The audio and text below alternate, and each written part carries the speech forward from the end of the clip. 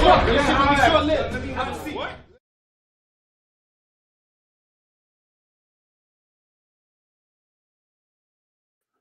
evening. It's your man H-Rap coming at you live and direct. This is Build and Destroy, our attempt to build up the community, destroy the lies and propaganda that surround the community. As I stated, I am H-Rap B. This is In the Bench Media. Thank you for tuning in. Thank you for tuning in. I want to thank my parents. First and foremost, I want to thank my parents. Without my parents, I would not be here. There would be no End of the Bench without Dolores and John. There will be no Brian, no End of the Bench. Thank you very much. Salute to everybody in my family, whether it be biological or sociological. Thank you for tuning in. Hit that like, hit that share. Everybody, please, I need you to go to subscribe button. Hit the subscribe. Hit the like, the thumbs up. Do it for me. It helps. Thank you for tuning in. As you see, the name of the show this evening is The Extinction Agenda. Stress. Why did I call it The Extinction Agenda? Stress. Partially because it's one of my favorite albums. I'm being honest with you. It's one of my favorite albums, but it fit the situation. I pay attention to a lot of news. And as you pay attention to the news, you see things that are being said, and you see triggers, and you see a lot of things that people go through, and you see a whole lot of what is it called? Stress. Why is it called the Extinction Agenda? And stress will do away with you. One of the greatest nuisances in the Black community is stress. We are one of the most unhealthy communities in the United States of America. We suffer from heart disease. We suffer from hypertension, aka high blood pressure. We suffer from diabetes and things of that nature. Stress triggers a lot of those things. When you have a lot of stress, it slows down the blood flow. It slows down the blood flow. It increases heart disease. Your heart pumps heavier to get the same amount of blood through it. So now your heart is a muscle. It is weakened. And then, so forth and so on. There's a million and one other issues that come along with that. But this is why these things are triggers. I'm going to talk about this study called Pavlov's Law. Pavlov's Law. It is a study that whereas if you condition the mind, it will do exactly what you want it to do at any time. It will continue to do it as well. Anytime you hear a bell, anytime you hear anything, you will be triggered to do something. In this study, it shows whereas animals, which we are mammals, we are thinking mammals, we're sentient beings. We're one of these sentient beings, but we're not. We're thinking individual, a portion sentient. But at the end of the day, we are thinking emotional beings. And when you are thinking emotional individual, things trigger you. And when things trigger you, stress goes up. When stress goes up, your blood pressure goes up. Your blood pressure goes up. Heart disease increases, so forth and so on. And it is slowly and over a long period of time, you will kill yourself. It sounds harsh. I might be being a little excited about this, but at the end of the day, this is what we're doing to ourselves because we're listening to the news. And now you listen to me, but we're listening to the news and we're hearing these triggers, and we hear these triggers, we react, we are killing ourselves. These triggers are put in place to force you to do something that you do or do not want to do, but you may do out of force of habit. And this is what I want to talk about today. We're doing these things out of force of habit. Nobody's making us do it, but we're doing it because it's just the natural inclination to do it. If you are a parent, if you love people on this planet, you will continue to do these things because it's just what we're conditioned to do. Now, one of the things that really has triggered me over the last few days is the fact that Vice President Kamala Harris has been pushed to the forefront, and then we got a lot of triggers. Guess what one of our triggers is? Hate. Innate hate. We have a problem with self-hate because we were programmed to not like ourselves.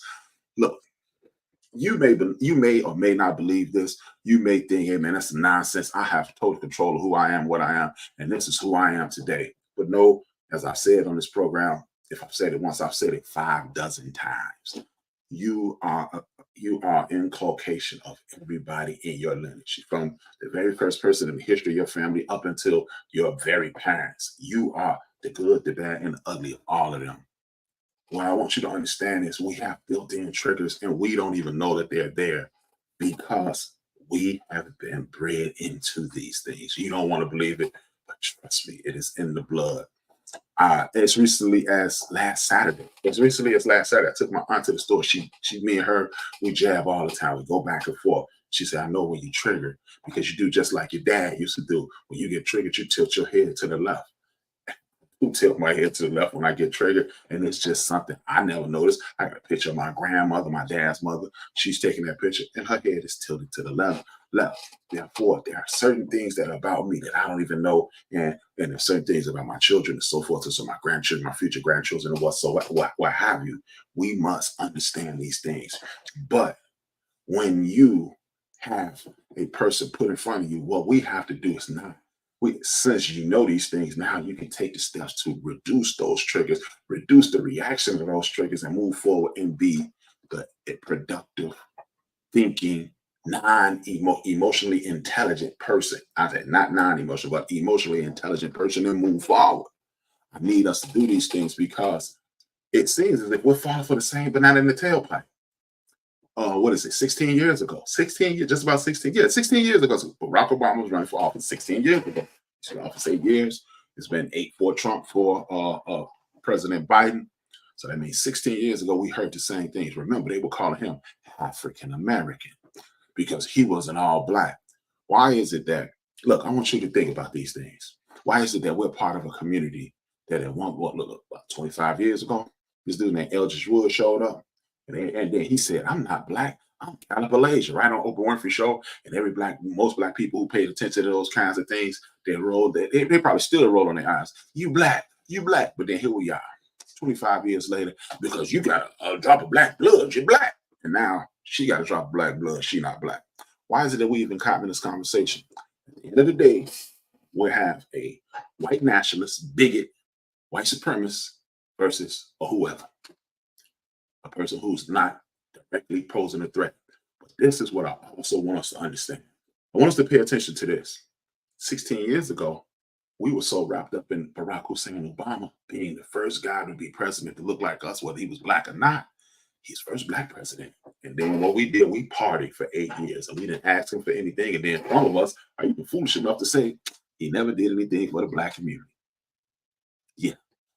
Again, if we lead the nation in heart disease, if we lead the nation in diabetes, if we lead the nation in hypertension, we need the nation in needing of some assistance with our mental state at times. You know, mental health is a big thing because we're suffering from hundreds of years of oppression, denigration, discrimination, and things of that nature. He made healthcare free so that now you can get those things treated instead of paying 58, 60, $90 for insulin and things of that nature. Guess what? Some of that stuff is free and then it's at a reduced price. But he didn't do anything for you. But that helps everybody. But if you are in the most need and it comes to you also, he did it for you. But we're not going to get into that. But what we need to do is stop believing what other people are telling us. How is it that we sit up and listen to a guy who's doing this? As soon as he started doing this, you know he lying. He doesn't like you. I even had a good friend on this program come in and say, "Hey man, I'm Trump all day. I want to debate with Pete. Man, you know me. I'm not gonna do that. When I see you, it's going down, but I'm not gonna do it until you're on here." But this is the thing. What did he do to hurt you? What did he do to help you? We are talking about a dude who's a known white nationalist. We are looking at a dude. Well, he gave us a stimulus check. No, he did not. The Congress hold the purse strings on stimulus checks. Now, he was arrogant enough to hold on to the stimulus checks until he got into office and signed off on them.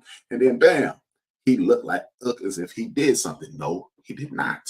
Congress approved it. He had to sign off on it. Bam. Remember the cartoon when we were kids, Schoolhouse Rock? I'm just a bill, I'm only a bill because I'm sitting on the Capitol Hill. And the people in Congress, go to the House of Representatives, go to the Senate, then the president signs it. President didn't do anything but sign it.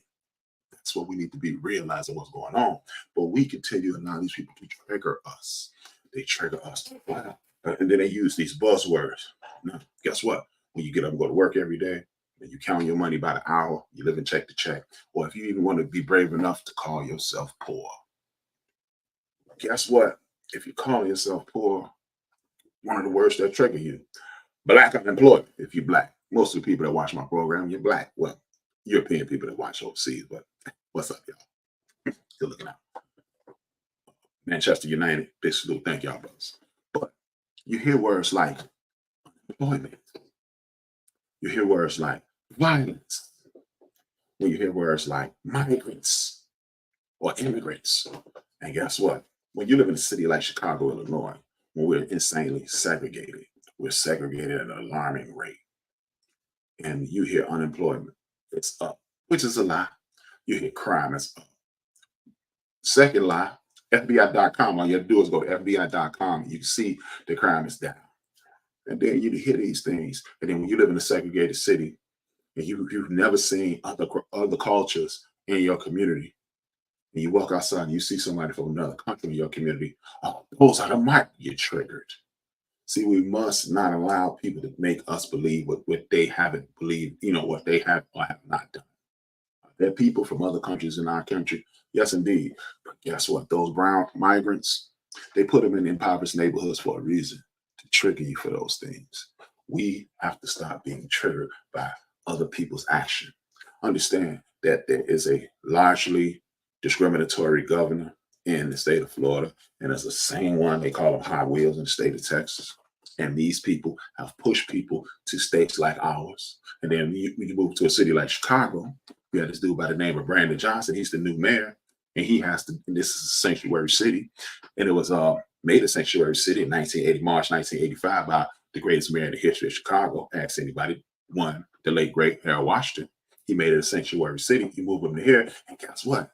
You will get there, and then it's because they're only going to send them in impoverished neighborhoods. Why do they send them in impoverished neighborhoods? H-Rap. You know why they send them in impoverished neighborhoods?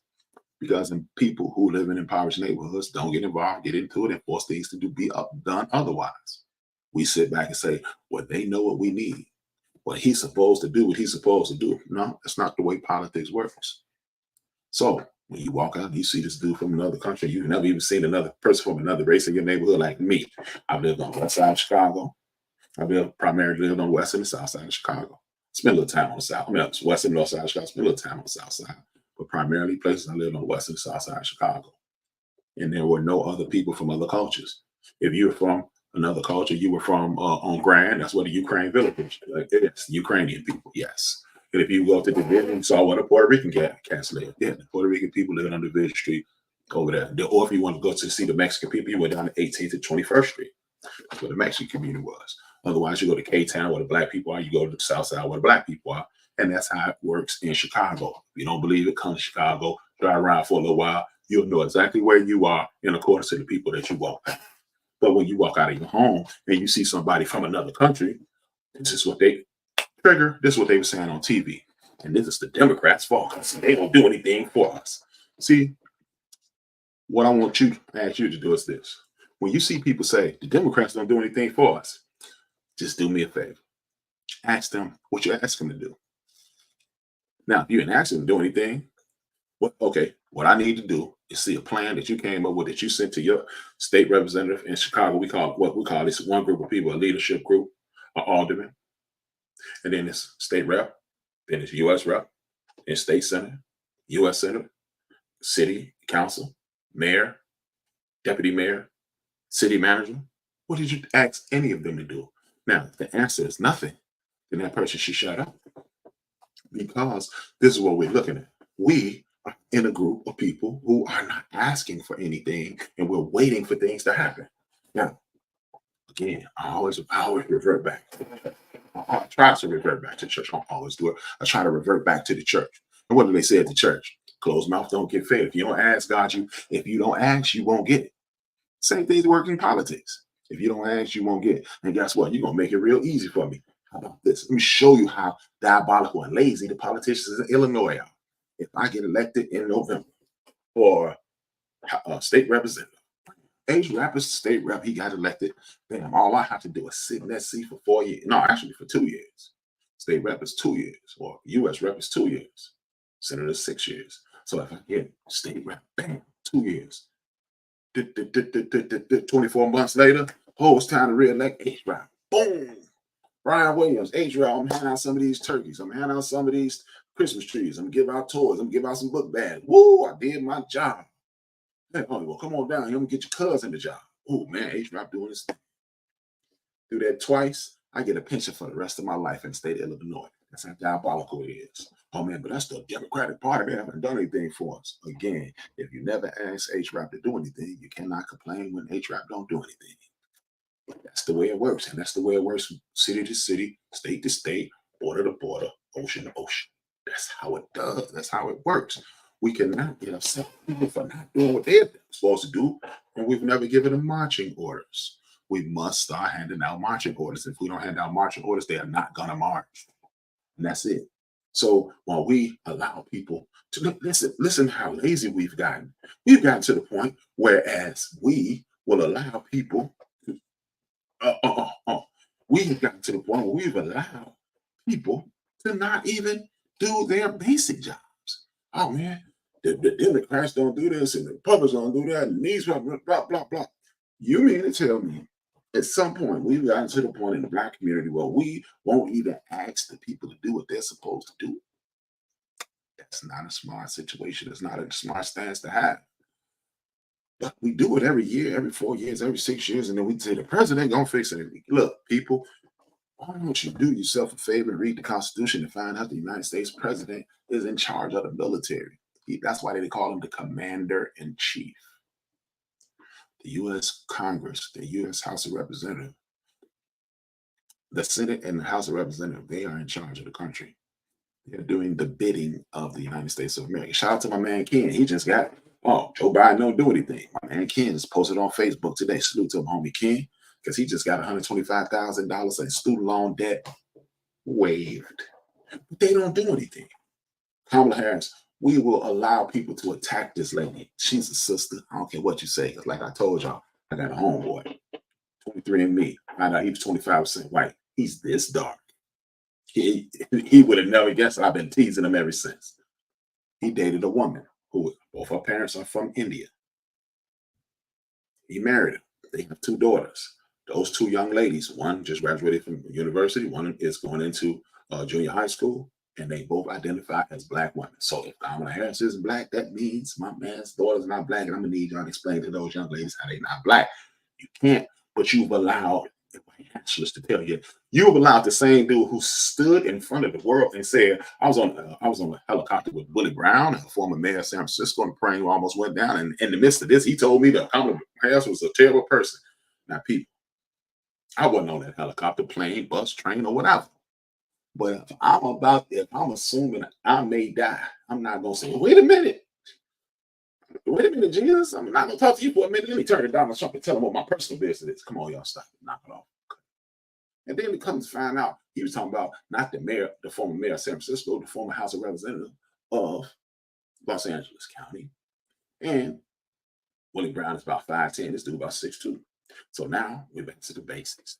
All black people look alike. I'm gonna disregard all black people because they're all the same. See, we allow them to trigger us with these words and these things. What have the Democratic Party done for you? What have you asked them to do? See, this is why our sister, Vice President Kamala Harris, this is why we must do what we have to do, get in office. Now, we've learned from the past. That's why I show you things about the past all the time. We've learned from our mistakes in the past. Today, tomorrow, and every day for the next, I think it's 78 days left. For the next 70 some odd days, I need you to compile a list that you need to call. You need to download this app.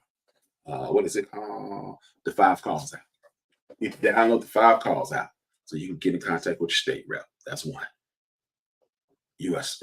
senators, reps, governor, mayor, and then and then whoever else you want to do. Somebody in education or something. I don't know. You pick the 5, and then you get on the horn with them every day until from the day after the election until you see improvements in your community. We're not going to be belligerent. We're not going to do no finger pointing. We're not going to be doing no disrespecting. We're not going to do any of that. But what we are going to do is galvanize our community and move forward and get things fixed. Because we're not going to be subject to this foolishness anymore. See, what we have to do is organize. To quote the great Dr. Henry Clark, Kwame Ture, organizations beat systems. People don't do it. HRAP can't do it. You can't do it. But you, HRAP, and 50 other people, then 100 other people, then 300 other people, then 500 other people, we can all do it. See, we have control over what we have control over. We do. We do. We don't act like them. But we do. We have control over the situation. We live in a republic. We live in a democratic republic. which is actually kind of oxymoron. It's like a redundant thing. Democratic Republic for the Republic for what you stand for. We have a Democratic, whatever. But it is a government for the people, by the people, of the people. And when you have a group of white nationalists, and I'm going to show you a video shortly, you have a group of white nationalists gunning at us. And you have a group of people who are passively gunning at us. Look, to quote the great Malik El Shabazz, Miss Malcolm X, what a wolf will do is force you into the mouth of a sheep. Force the sheep in the mouth of a fox. A sheep stands a better chance against a fox than a wolf. A wolf is a big, strong, burly, angry animal, and the fox is cunning and will play with the sheep, and then eating the sheep. But if you can do anything like you've seen Cape Buffalo attack lions, like you run up on our family and we're gonna hurt you, and that's what we need to do. What I'm gonna do is show you this video right now. Take time to show you this video, like I do every week. A peek into history, and what we're gonna do is not allow history to repeat itself. I am HRB. This is the intervention media and build and destroy. I attempt to build a community, destroy. I'll be back. Have you ever wondered why Black Americans vote so heavily Democratic? Well, from 1877 to 1960, the Democratic Party held a virtually unchallenged grip on the politics of the South in a period known as the Solid South. This control would begin to loosen as the Democratic Party would gradually shift its position on Black civil rights. 1964 to 1994, the South underwent a gradual transition from the Democratic Party to a Republican stronghold. Democrats and Republicans in the past were not as ideologically unified as they appear today. There was a time when there were conservative Democrats, especially in the South, and liberal Republicans. During the 1930s, Franklin Roosevelt created the New Deal coalition in its efforts to combat the Great Depression, unifying labor unions, rural Southerners, and different minority groups under a collective force to support his agenda.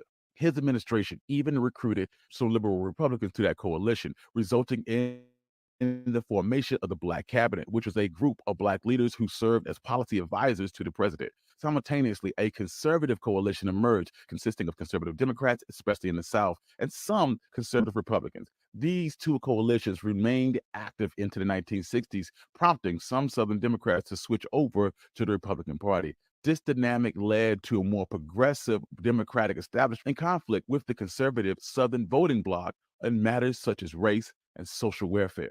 After the 1948 presidential election, President Harry Truman made an explicit appeal to new civil rights measures before Congress, including voting rights protections, a federal ban on lynching, and bolstering civil rights laws. Because of this, he faced a break from Southern Democrats who formed a states' rights Democratic Party under Southern Governor Strom Thurmond. Strom Thurmond's ticket won almost 1 million votes and 39 electoral votes taken in Louisiana, Mississippi, Alabama, and South Carolina. Nonetheless, Harry Truman was successful in winning the election with 77% of the Black vote, and the number of African Americans identifying as Democrats would progressively increase.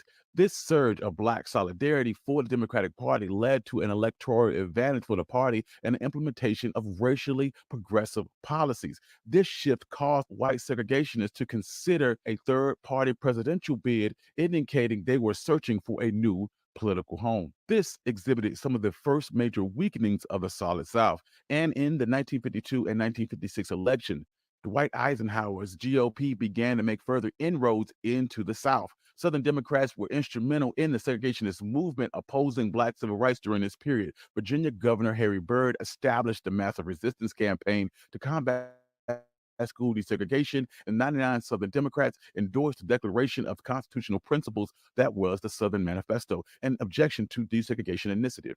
Strom Thurmond ran an individual filibuster of the 1957 Civil Rights Act, which lasted over 24 hours, and notable segregationist figures such as George Wallace of Alabama and Ross Barnett were both Southern governors. During the 1960 election, Richard Nixon and John F. Kennedy had similar perspectives on civil rights. Nixon garnered almost a third of the African American vote, but it's important to realize that majority of African Americans resided in the South where they could not exercise their right to vote. Also during the 1960 election, frustrated Southern electors from 14 states that had cast their ballots for John F. Kennedy during the presidential election declined to cast their vote for him, instead voting for Harry Byrd, who wasn't even a candidate. This election marked the last time a presidential candidate was able to receive more than 15% of the African American vote. In 1968, the presidential election saw another major shift into the South as the region continued to abandon the Democratic Party. Only Texas, the home state of Democratic nominee Hubert Humphrey, voted for him in this election. George Wallace, running on a campaign of only white supremacy for the American Independent Party, was successful in gaining 10 million votes and 46 electoral votes in 5 southern states: Arkansas, Louisiana, Mississippi, Alabama, and Georgia.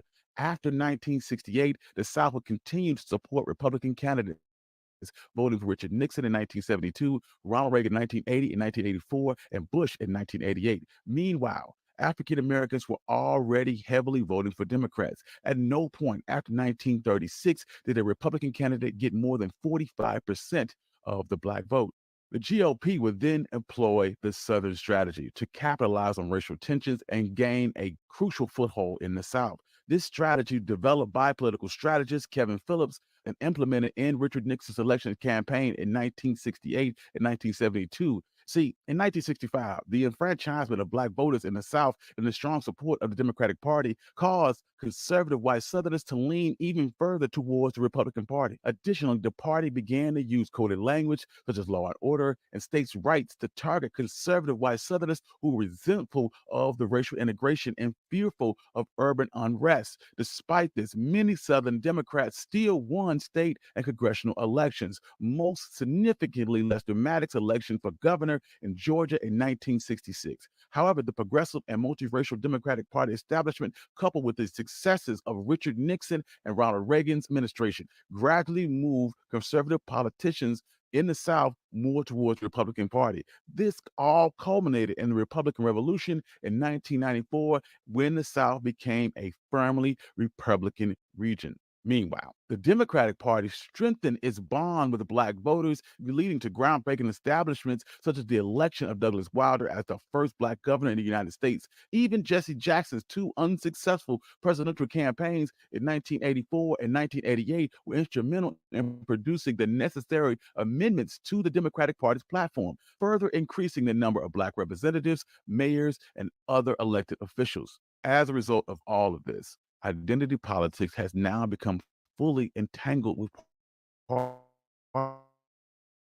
partisanship. The Republican Party is now attracting more white voters than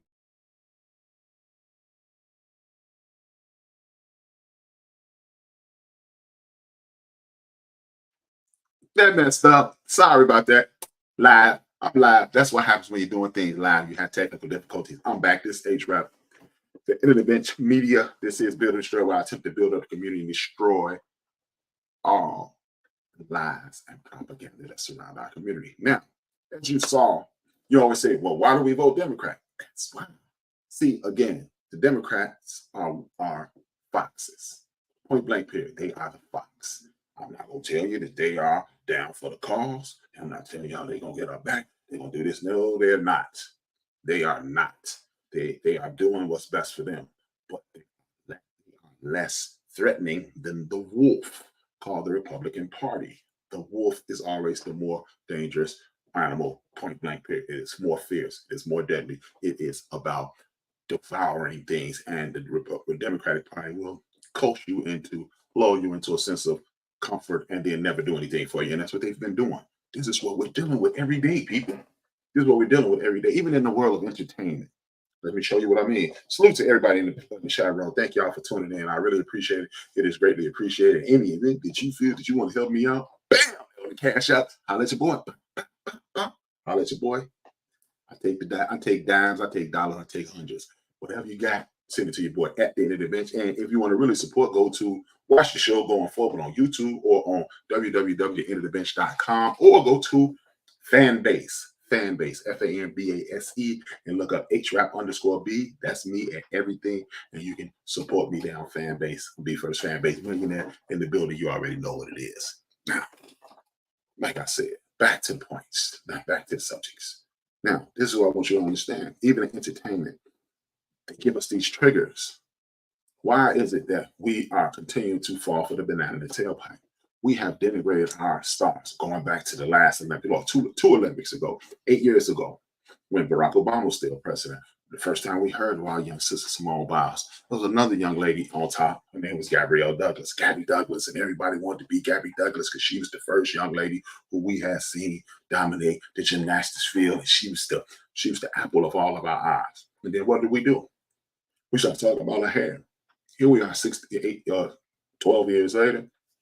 Our young sister Simone Biles, we're talking about her hair. We criticize Simone Biles' husband for wearing her medals. Who better than represent your spouse than your wife than her husband? He's celebrating her. He's letting the world know, look, I'm a professional athlete for the Chicago Bears. I can worldwide acclaim. I'm supposed to be at training camp. I just signed with this team, but I didn't go to training camp. I came here to support the person who's the most important person in the world to me. And instead of celebrating black, we always love to post black love. But instead of doing that, we start talking about why is he wearing her medals? Because the same reason you let your boyfriend drive your car all day while you at work. That's why. Come on, man. We gotta do better than that. We're better than this, people. Come on now. We cannot continue to fall into the denigration and the embarrassment and the waving of the finger at our sisters and brothers who are in the spotlight. Look, the entertainment world is filled with a litany of potholes that we continue to step in and break our ankles and lay in the ground and they get run over by the car. We can no longer do this. We can no longer do these things to our folks. We cannot subject ourselves to these things. You got people not rooting for LeBron James on the Olympic team, and I don't like him, so I can't really root for the team. Wait, the goal is to win the gold medal, and if he's going to put you in the best position to win the gold medal, why are you not going to root for him? This is foolish at the highest level. This is foolish at the highest level. But again, we continue to let the machine tell us what we should and what we should not root for. I'm gonna give you an example. I'm not a gigantic fan of our good brother Stephen A. Smith. It's just my thing. I don't like a lot of things, but I'm not a big fan of his. But you'll never hear me tune in and say anything negative about Stephen A. Smith. I'm not a fan. If you enjoy that style of sports entertainment, please tune in to ESPN. I think he come on at 9 p.m. and 9 a.m. and he's on ESPN radio. He has a podcast. Check him out. I do not want you to watch. I'm just saying what I don't like, but I'm never going to denigrate him. We even allow people to come into our community as culture vultures. DJ Vlad. I hate him. I'm gonna start off by saying I hate him. Did I say I hate him? I think I said I hate him.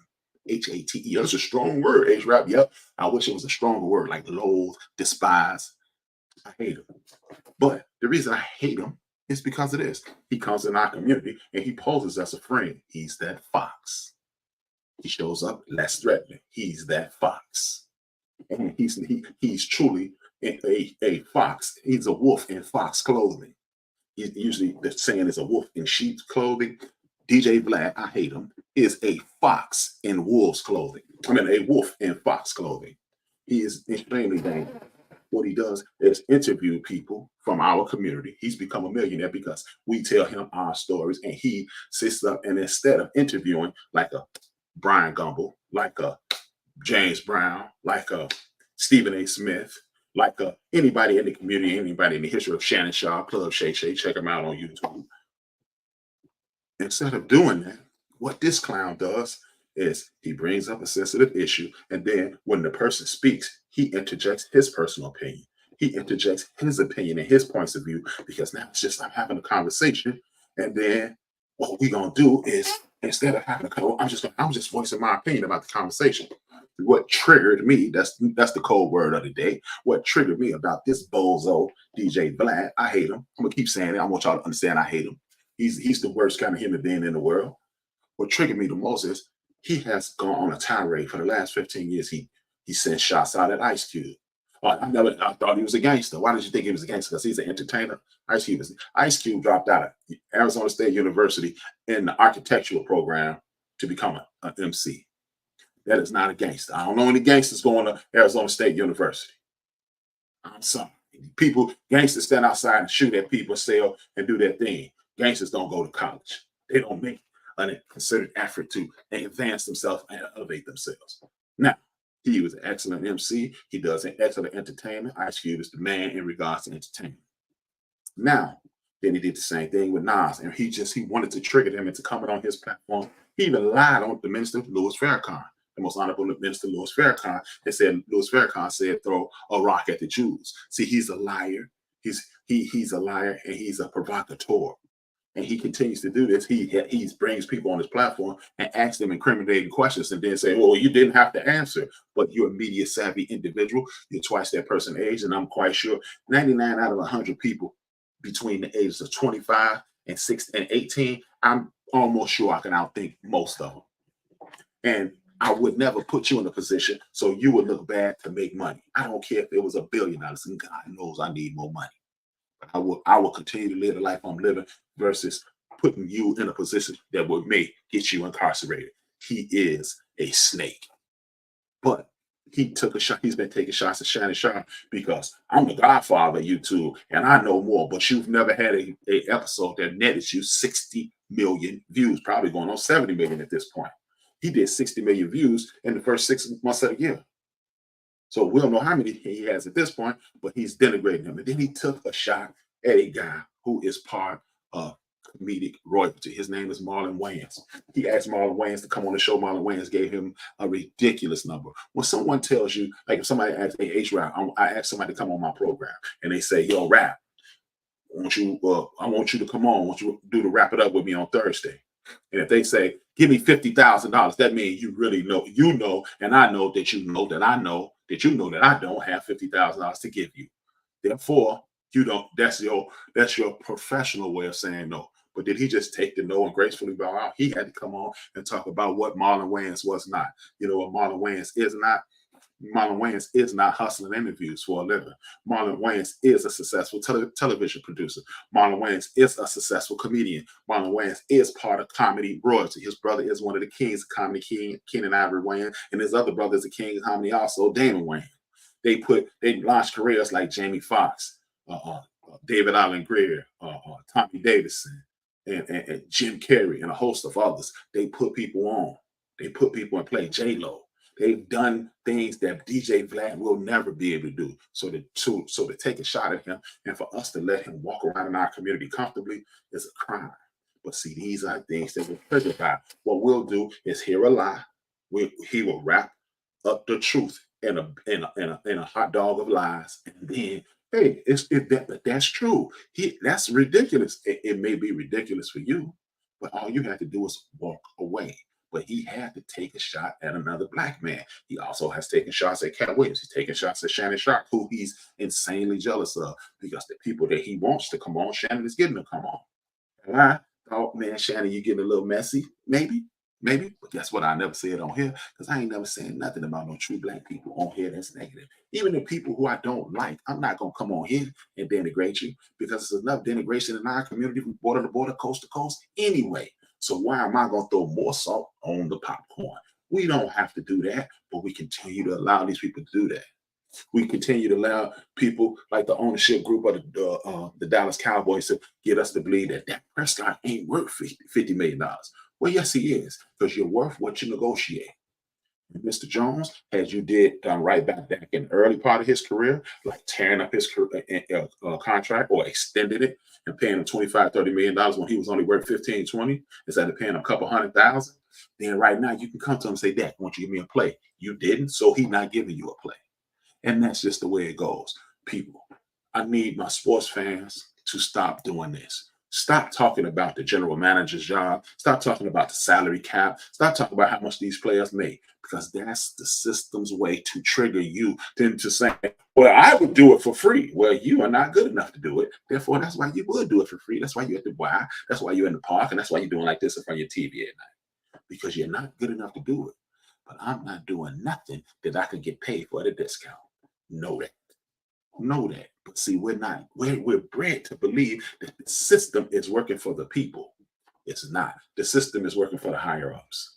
The people, oh man, they're not going to give us this and they're not going to give us that. You're darn right, they're not going to give us nothing. They're not going to give us anything. That's why we need to support the Damon Wayans, the Marlon Wayans, the Sean Wayans, the Kenan Iron Wayans, the Eddie Murphys, the Denzel Washingtons, the Queen of the Moniques, the Tarajis, the SRAs, and the rest of the people who are in our community who are creating things and making the Tyler Perry's, the people who are making things so we can support, so we can open doors for ourselves. It's later for denigrating our people. Look, we got Marcus Jordan on every magazine in the world using drugs, as if he's the first. So why don't we show something about Robert Downey Jr. being a drug addict?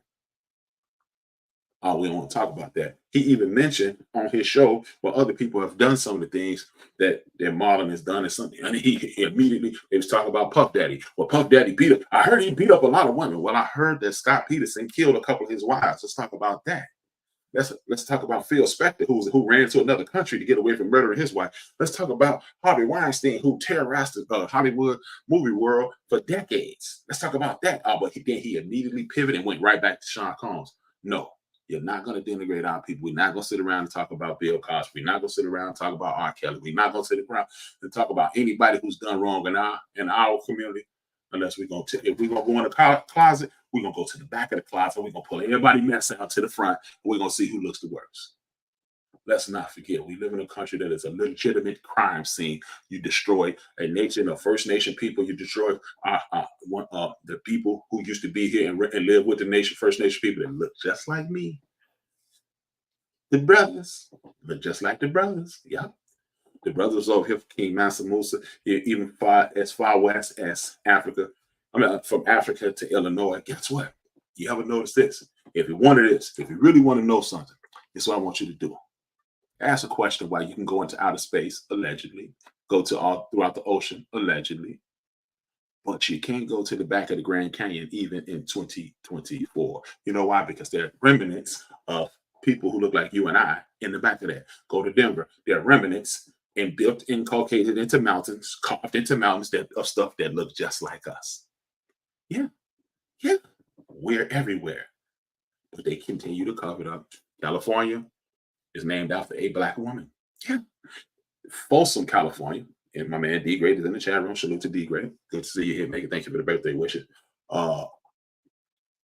Folsom, California is named after a tribe of brothers and sisters, Black people, Folsom people, brown people, 10,000 years ago. So when you look into these things, you realize that somebody's telling a lie, somebody's covering up stuff. And if you are going to braid yourself into that foolish thinking, then we need to cut it out. We don't need people to tell us how to treat our people. You can't tell me how to treat nobody who I love, and I'm not going to tell you how to do it. So what I'm going to do is teach you how to embrace your people, embrace their flaws. What we'll do is, if somebody in our community has an issue, we're going to address it in our community. We may ostracize them, i.e. God. Oh, you violate the rules of the kingdom, you have to go. Now go out there and be with those people. Be with the people who you want to be like. Be with the people who you want to emulate. Be with the people who you want to get out with. But in the event that you do not, you're still welcome to be here with us amongst the good people. But we're not going to allow you to excoriate them. We will do it ourselves. Now, with that being said, what we must put ourselves in a position to do is, again, not start the celebration, not start the party. Oh man, Sister Kamala Harris gonna be in the presidency. No, what we're going to do is put ourselves in a position to whereas. Oh, thank you, brother. That was last week, but I appreciate it. 7 days ago, my 54th birthday. I'm in the building. Thank you, man. Thank you, T. But what I want us to do is understand we must use this moment in history to put ourselves in a position of power. I want you to understand with this voting process, this is how it works. The Electoral College will put the people in place. What we need to do is, here go 3 things. We need to solidify, to constitutionalize the Voting Rights and the Civil Rights Act. We need to get a Congressional Constitution Act going so we can rewrite the Constitution to make it fair and even for every individual in the United States of America. We need to roll back things like the inability for women to control their bodies.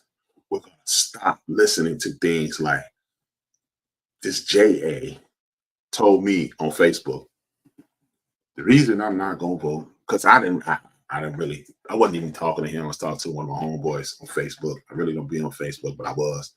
I just asked him, why we not supporting Kamala Harris? He never responded. Cool. This other dude said, because he is for the support of children being aborted after 9 months, which is murder, you Jake. And the second thing he said is she's supporting children to be able to make the decision to become to transition their sex without their parents' permission. Me being a parent for the last 30, almost 31 years, I know you can't even give my child aspirin without my opinion. I mean my permission. So see, we must no longer participate in the foolishness. If you're gonna tell me a lie, I'm gonna call that lie out. I'm gonna do when I was 18 years old, me and my homeboys, we used to be super duper radical. You know what I mean? And we used to do this thing. If you question something or if you brought us something about God, we say, what chapter, what book, what verse. And if you couldn't find it, we disregard everything you said. When someone tells you something that is butt naked, raw dog stupid, what we're gonna do is this. We're gonna challenge them and ask them to show it. And if they can't show it, I'm gonna need them to callete you pendejo cabrón or cabrona. What we need to do is stop listening to the people on the TV. We can no longer listen to the people on the TV because the people on the TV are the same people that tell you black people are lazy. And you don't know many lazy people. Black people don't want to work. You don't know many people that don't want to work. Black people can't read. You don't know many people that can't read. Black people are this and black people are that and black people are this and black and but then you'll disregard that. It's the wicked evil media that's painting a bad picture. But when they do something and say something enough times and you believe it, you will parrot that foolishness. And I need you to stop. We must come together. Go over Kim and Aunt crib, my family. Go over Kim and Aunt's crib. Me, Kim, and Keith, Mom, Big Boy. And we sit there and we talk. What we gonna have to start doing when we do that is sit there and talk about what we need. And then we all go home and complain. And then we talk to our significant others. And then we all get together and complain for those issues. We need schools funded. We need vocations, the doors open. We need to know that here in Chicago, the pipe, as a matter of fact, I give you the information. I give you the information in Chicago. 1 second. I didn't plan on doing this, but I'll give it to you. You know what? What is this? Give me 2 seconds. I didn't plan on doing it this way. So work with me, work with me, work with me. I sent this to my nephew and my son the other day because the pipe fitters union, they're looking for people. They hired 24 people. They are searching for people. I need you to tell your children about the pipe fitters union. Mike and BJ. Mike and BJ. 1 second, people, work with your boy. Okay, there we go. There is a 5-year plan for the pipe fitters union. There's a 5-year plan for the electricians union. You start off $18 an hour, then $17 an hour, then $18, and then you shoot up to $48 an hour. I need you to get your children involved in that. These unions are desperate for people because they trick poor people into believing labor is not the way. But if you're a pipe fitter, all you're doing is making sure that air conditioning units and buildings are functioning properly. You're a building engineer. And then you can call a person from HAZFAT and then they come in and fix the air conditioning. And then you tell them that's what they do. And then you write up an order and then they get paid. You sit in one building, you probably make $125,000 a year after a certain amount of time, and then you're good. And then you retire after 20 years. If you're 30 years old, you retire when you're my age, and then you're done. We need to get back into these things. We need to open doors of the schools. We need to reinstitute things like AP, advanced placement, Black history in the state of Florida and all throughout the United States of America, because your history is the backbone of who you are. Everything historic is something that is part of your here and now. So I need us to get involved in that. I need us to see, look, that's what I want us to understand. There's nothing wrong with getting up and going to work every day. But I also want us to start thinking this way: profit over paycheck. Profit over paycheck. Now, even if you're making an exorbitant amount of money, you can also create something that brings you a profit instead of just a paycheck. See, when you go into heating and air conditioning, when your aunt, uncle, friend, mother, aunt, friend, neighbor, what have you, when they heating and air conditioning go out, you can go fix it. When they buy a house and they need to get an air conditioner, you can create a sub business on the weekend and get that money profit over paycheck. Then you and your friends, one of your friends goes to heating and air conditioning, one of your friends get in the plumbers union, one of them get in the wood union, one of you get into the electrical union, which my son started in the electrical union in September. Salute to my son. These are the things that we need to push our children towards. And then they can start rehabbing houses as a group. Then they can create a conglomerate and then they get profit over paycheck. We need people to have dry cleaners. We need people in our community to own grocery stores. We need people to own security firms. We need people to be landlords and own small low-income housing so we can help our young people move forward. We need after-school programs, preschool programs, after-school programs, so our children's mind won't be idle.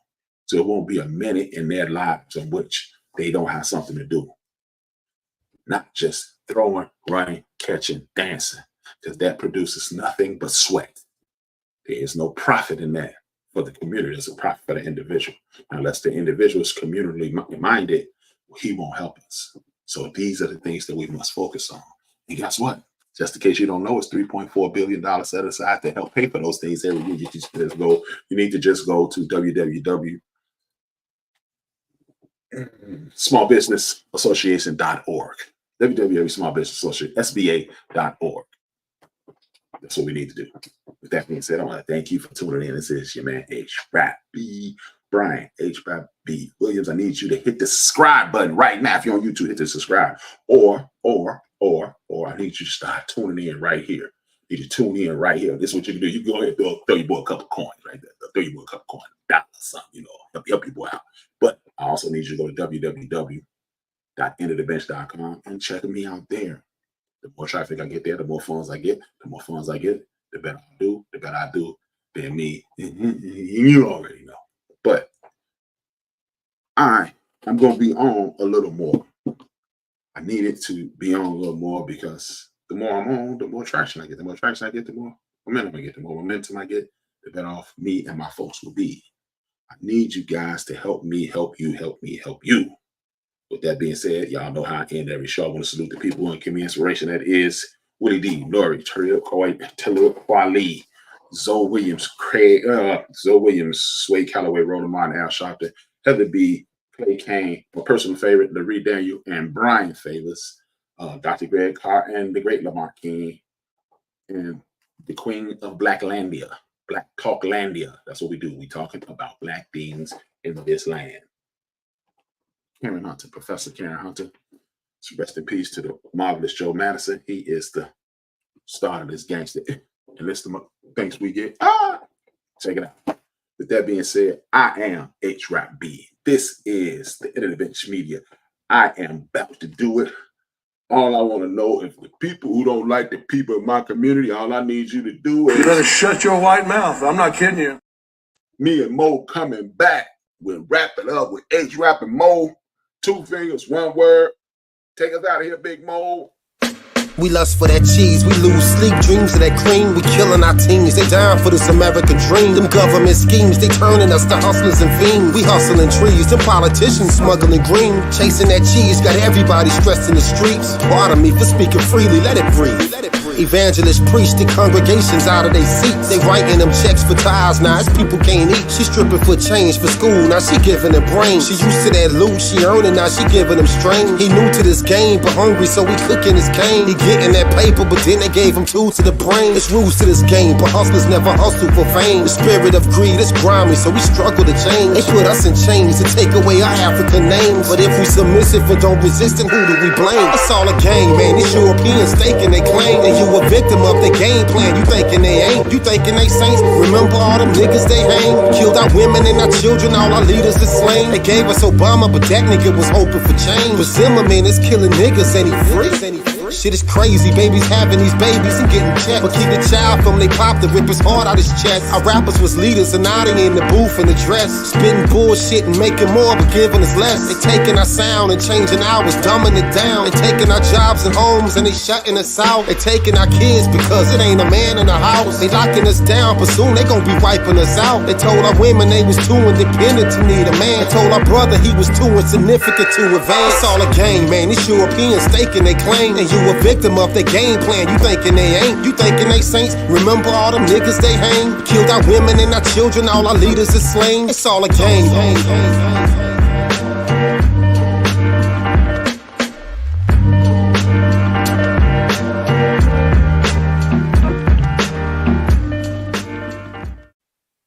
We lust for that cheese, we lose sleep, dreams of that cream. We killing our teens, they dying for this American dream. Them